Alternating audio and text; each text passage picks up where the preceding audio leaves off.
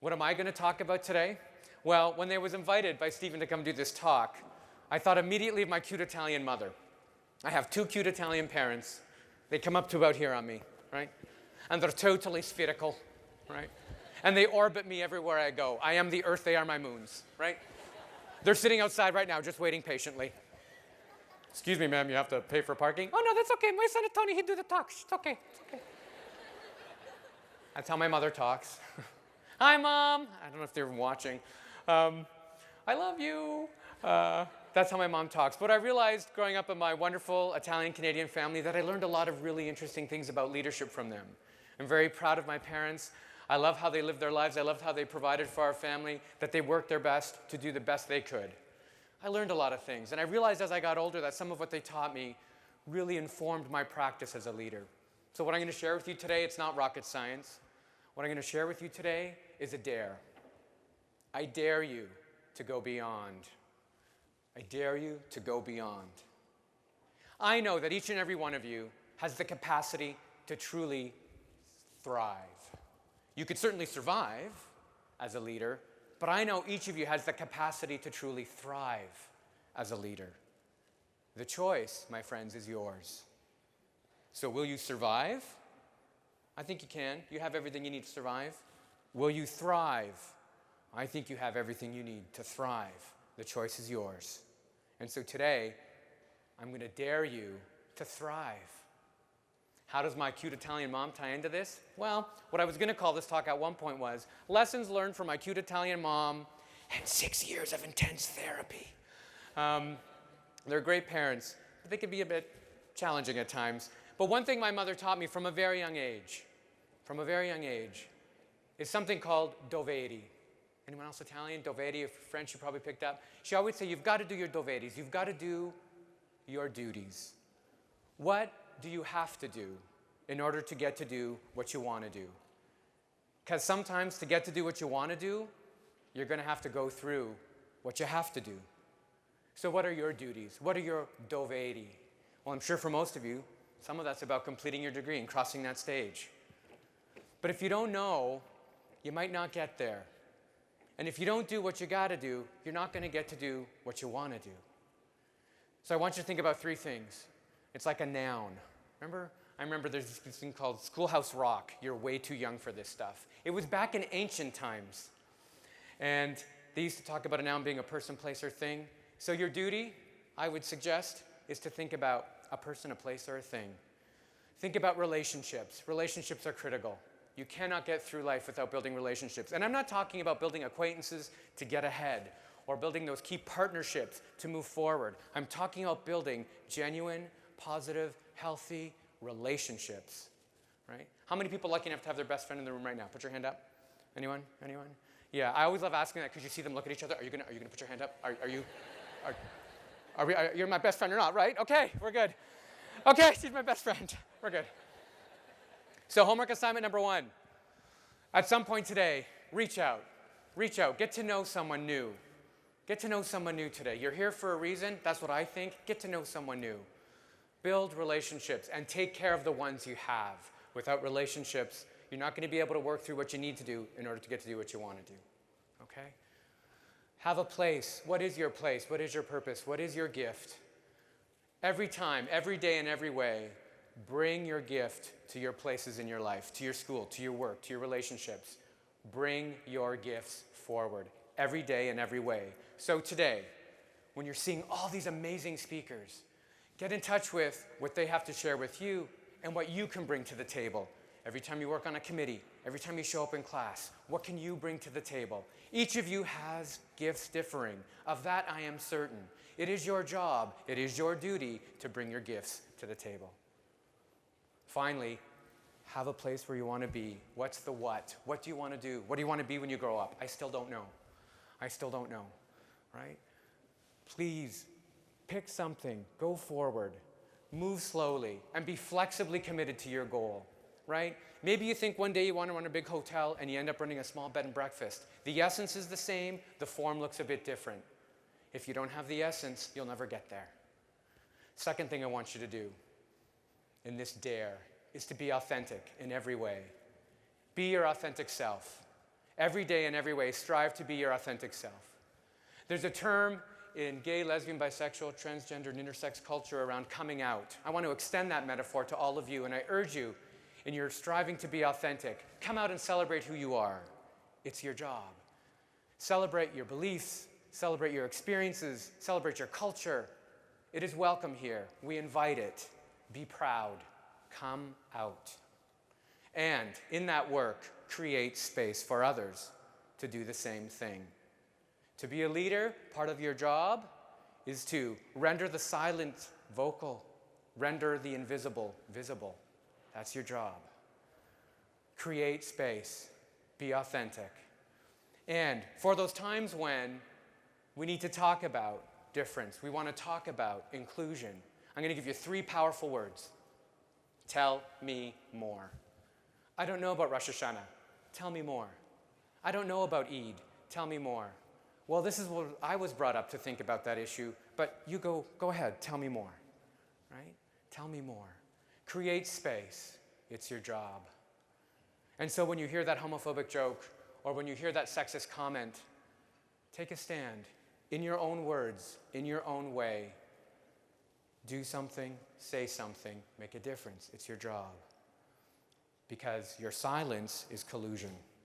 Just say anything. Tell me more about. Create capacity. Render the invisible visible, the silent loud and vocal. Very, very important to do that, especially now in this world today. The other thing I want to say to you is to take some risks. I think it's really, really important. I think it's really important to take risks. Sometimes to get to do what you want to do, you got to go through what you have to do. And sometimes that's going to call upon a great deal of courage. The good news is courage is a muscle that strengthens when you use it, yes? Right? It's like working out. Look at these pipes. Huh? Pipe cleaners, more like maybe. Yep. That's okay, you can laugh. Builds and builds the more you do it. Start small, build big, right? Just step outside of that circle of comfort and it will be different. Trust me, right? And the good news about taking a risk is you folks are already risk takers. You're here. You're here. You are seeking something. You're here. Let me tell you that somewhere today, that something you seek is sitting here waiting for you. Now, what it may call upon you is for you to step to it and ask. But let me assure each and every one of you, you're here, there's something here for you. Actively look it out, and it may call upon you to take a risk. Step outside of your circle of comfort, right? You could practice this stuff. You can practice risk-taking. So I'm going to give you another homework assignment. And I do this with a lot of student groups I work with. I'm going to tell you to twirl. Listen to the silence. Like this, twirl, ready? Just like this, in a public place. Really, I want you to twirl, and here's why. I was walking down, I remember, a mall in Niagara. It was the holiday season, I was doing a bit of shopping, and I was with 2 friends who are nervous to be with me on a good day, and there was an opening. There was an opening. And I said, oh my gosh, runway! And I walked into the middle of the mall, and I just twirled. They took off in either direction. This cute couple called mall security, right? Twirl. Take a chance. Take a chance, right? If you're standing in Banana Republic and there's not a salesperson to help you, twirl. I guarantee someone will come to help you. We got a twirler in slacks. Do you want to go take a look at the twirler? I'm not going to go look at the twirler. You go look at the twirler. I was in front of the Statue of David. I had the privilege of traveling, and I'm standing in front of this awesome Statue of David in Florence, and I was with my cousin Anna and my cousin Pina and the Santa Maria. We're all there. And I'm looking at this awesome, awesome sculpture, and I said, oh my gosh, I just want to capture this moment. I'm going to twirl. They said, you don't have to do that now. You don't have to twirl now. Twirl later in the hotel. Yeah, do that. That's better. Do that. No, I'm going to twirl now. So all these tourists around, and I just stand in front of the Statue of David, and I twirled, right? Everybody cleared out, but there's all these people, all these kids are like, wee, right? They get it. They get it. Take a chance. Take a risk. You could practice. Twirl. The final thing I'm going to tell you about is you need to keep your energy up. If you're going to do this work, and I know you can, if you're going to truly thrive and not just survive, you need to keep your energy up. So a couple things I want you to do. every day in every way, just a little bit, you gotta laugh. You gotta laugh. Do you know that laughter, if you have like 40 or 45 minutes of sustained laughter, you actually charge up your immune system? Do you know that there's a job called Certified Laughter Therapist? What? Certified Laughter Therapist. Do you know why? Because laughter therapy helps with chronic pain. It actually helps with chronic pain. When was the last time you had a good laugh? We don't laugh enough anymore. Every day, just a little. Try and find the humor. Try and laugh a little. And I'm not talking a little tight-ass laugh, like, oh. I'm talking the belly laugh. How many people know the person with the laugh? Right? You know who I'm talking about, right?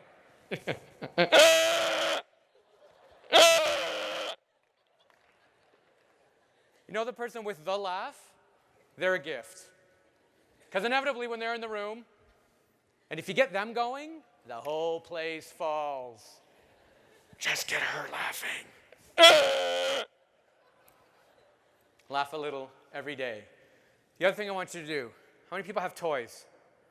How many people have toys? Oh, come on.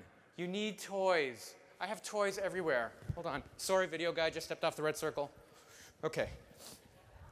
This is my Tigger journal. Huh? Yes? You like? I love this. I love this. Sometimes I'm like, sometimes I call myself Tony the Tiger. No, I don't. No, I don't. Bound, chicka, bound, bound. No, I'm just, okay. I used to have Lego on my desk. Look at the little yellow light. I hear it's 4 minutes. Okay. I used to have Lego on my desk. I could stay here all day. And inevitably, so what would happen is this. The vice president of every state of that kind of campus would come over. So I'd be sitting at my desk with my Lego, right? Because I kept it there to kind of break the ice with students. I kept it there because playing helps with creativity, right? When you're locked, trying to do something, and you play a little, it puts you in a different part of your brain. So I have it there. And in walks the vice president of everything on that side of campus. Hello, Tony. Hello, vice president of everything on that side of campus. How are you? I'm fine, thanks. What's that on your desk? It's a Lego thing. Ah, yeah, Lego. I wish I had time to play. Well, I just like it. It helps break the ice, and it really actually helps with creativity. So, I play a little every day. Oh, I wish I had time for that. So anyway, I want to talk about that file. What is that, a helicopter, Tony? Yes, sir, it's a helicopter. All right, so we'd go on. You know there's a little pilot in that helicopter, right? Like, in no time, there he was. Luke, I'm your father, right? Laugh a little, play a little, and it will help with your energy, okay? Remember when you were a kid? You get up at 6 a.m., and you play, and you play, and you play, and you play, and you play, and you play, and you play, and you play, and you play, and you play, and you play, and you play, and you play, and you play, and you play, and then you have breakfast, right? And you didn't need anything, you didn't need any structure to play. You would just be, digging a hole. What are you doing, Tony? I'm digging a hole. Tony, do you want a pail for the dirt? No thanks, I find your pail oppressive.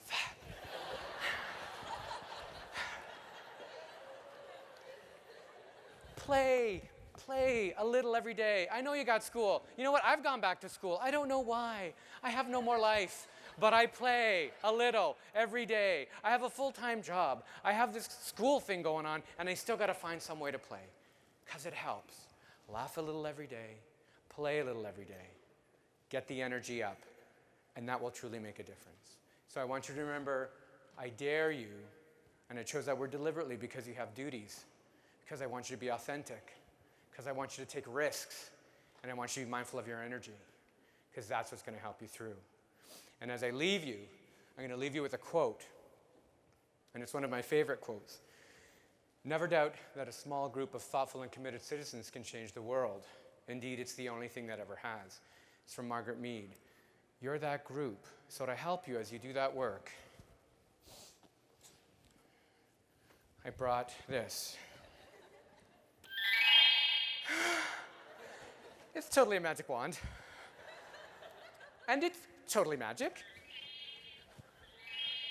Seriously, you don't believe me? When I first got it, I was like, grow hair, grow hair! You should see my back. It's just a bit of a mess. It's one of those watch what you ask for things. Anyway, I bring this along because I want to remind you that each and every one of you has a gift. I want to remind you that you truly have the power to transform. I want to remind you, and I want to dare you to make a difference in this world. I want to dare you to put yourself out there and take the risks, to truly change your life and change the world around you. That's why you're here. I don't know what you thought about when you got this ticket to come here today. I can tell you what you're in for on this stage is going to be amazing. Have you seen some of the speakers?